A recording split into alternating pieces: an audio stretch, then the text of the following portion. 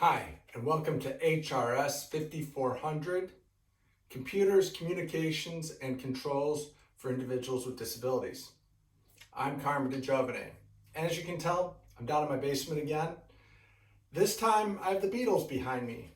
I forgot to mention last week that I had that sign, the Iowa sign up in the background, and I forgot to mention why I had that up there. A couple people reached out to me, so I thought I'd tell you. It was a big weekend for Iowa football. We had Iowa playing Iowa State. We have some family from Iowa, and of course we're rooting for Iowa.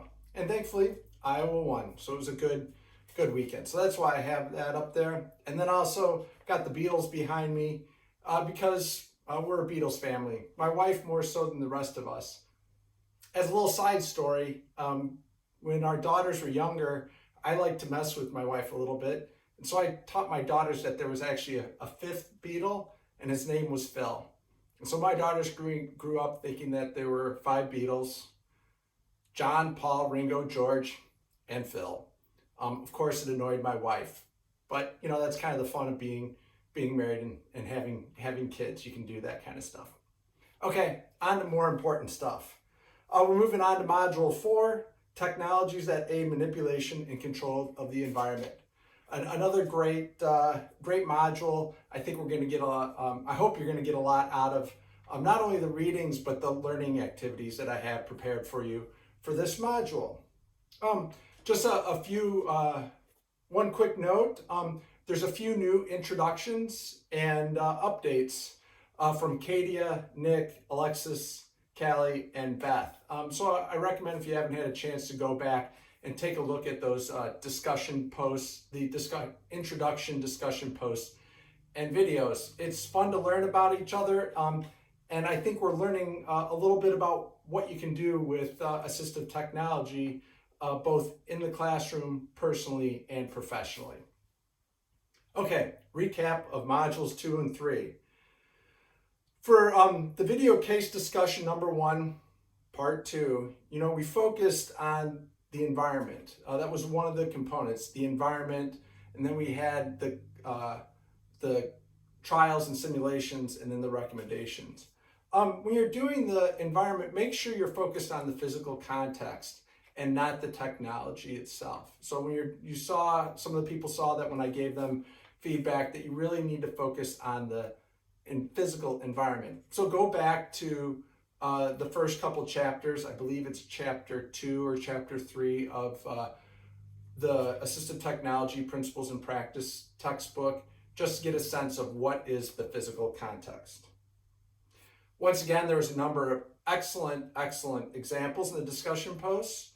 I recommend going back and checking them out, and 2 that I'll call out are from Mohammed and Stacy. Those were great posts. There was a number of great posts, but I thought I'd shout out those 2.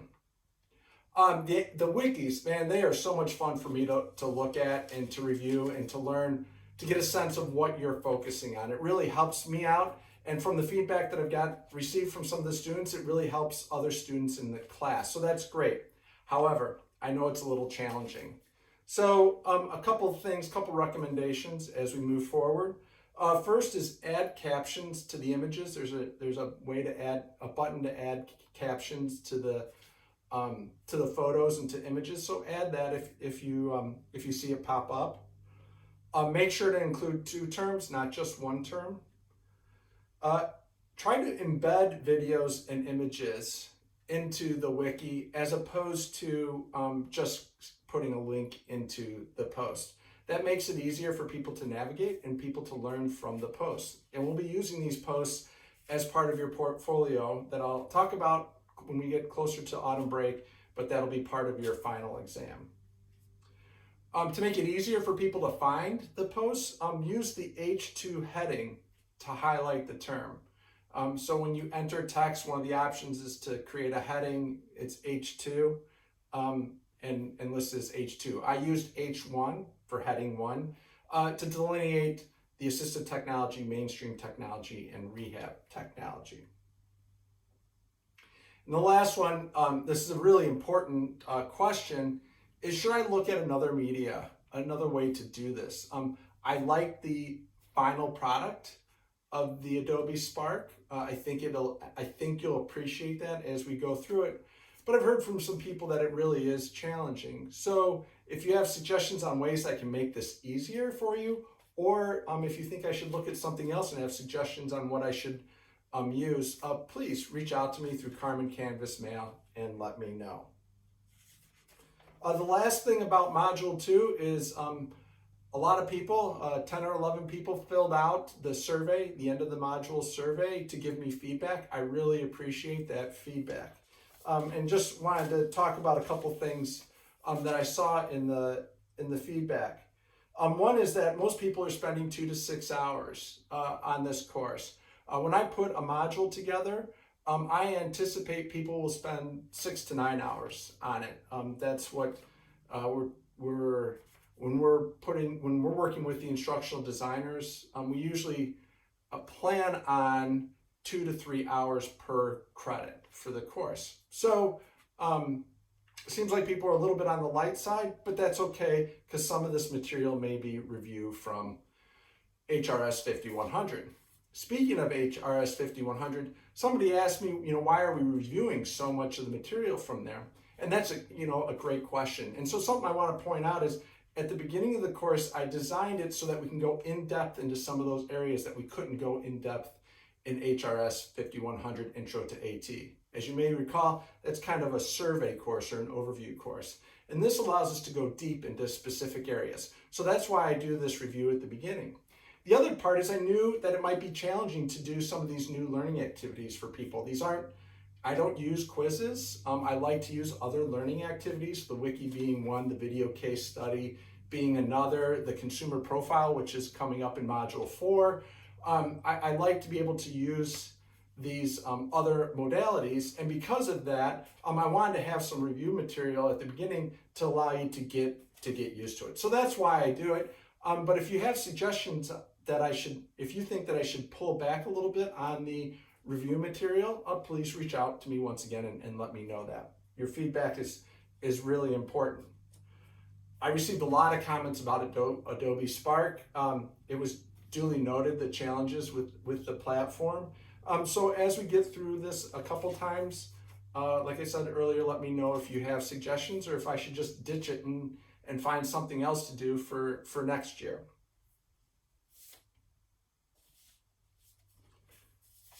Okay, moving on to Module 4.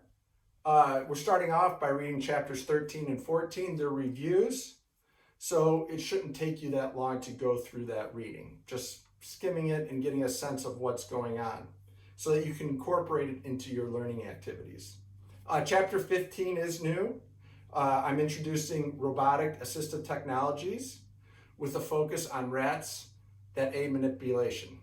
Couldn't help myself using that acronym, RATS. Kind of makes me chuckle. Yeah, I guess I am a little bit of a middle schooler at times. But we're looking at robotic assistive technologies. When you're looking at chapter 15, I recommend starting with the learning objectives, the keywords, and the study questions, and use that to guide what you're reviewing. But the learning activities should help. You should be able to just review the chapter and then allow the learning activities to guide what do you have to go back and look at a little bit more. I'm not looking at fine detail here. I'm looking at, can you get an overall sense? The great thing about this chapter is we'll come back to it. So I'm going to scaffold and build on it later on in the semester, about when we get to autumn break. We're going to come back to robotic assisted technologies and start looking at them in greater depth. So this is just meant to give you an overview. The other thing we introduced in this module is the consumer profile for the telehealth assignments. There's going to be a couple assignments that replicate telehealth.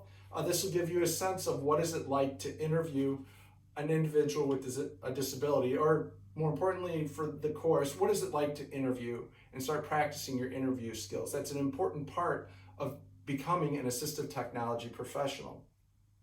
For the consumer profile, you're basically going to reverse engineer the case study videos that we use throughout HRS 5100. Like I do when I'm making up those cases, I have to create some of the information. I have the videos, but I don't get all the detail that I need for the assignments, and so I have to create some of that information. And so I want you to create some information. If there's some details that are missing, go ahead and create something that is plausible for the consumer profile. If you're struggling with it though, I don't want you to feel like you're left out to dry. I want you to feel like you're supported. So the two recommendations I have is, if you're having a hard time with this assignment, is reach out to me directly or reach out to the discussion Q&A. And the reason I like the discussion Q&A is because there's grad students and undergrads in this course, so we can really help each other out. So I'd just like to wrap up with a couple final words. The first one is talking about cool assistive technology and rehabilitation engineering. I like to add that.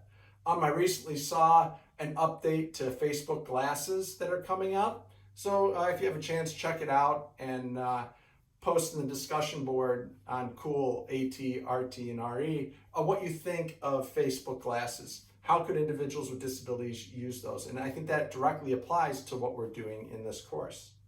The other thing is, I'm recording this in the morning. This afternoon, Apple will be having their Apple event for the fall called California Streaming. Probably going to be announcements about the iPhone, the upcoming iPhone, probably an announcement on the Apple Watch, maybe something on the AirPods. But it's always interesting to me what comes out that's new updates around accessibility features. So I'll be keeping an eye on that, and I'll probably be checking out the Mac Accessibility podcast soon after to get their input. Just looking here to see if I missed anything. I talked about the wiki. I talked about the Iowa sign in the background, so we're good there. Last thing is, I did add office hours to the Carmen Canvas calendar, so check those out if you want to schedule office hours with me. And always reach out to me if you have any questions, and have a great week.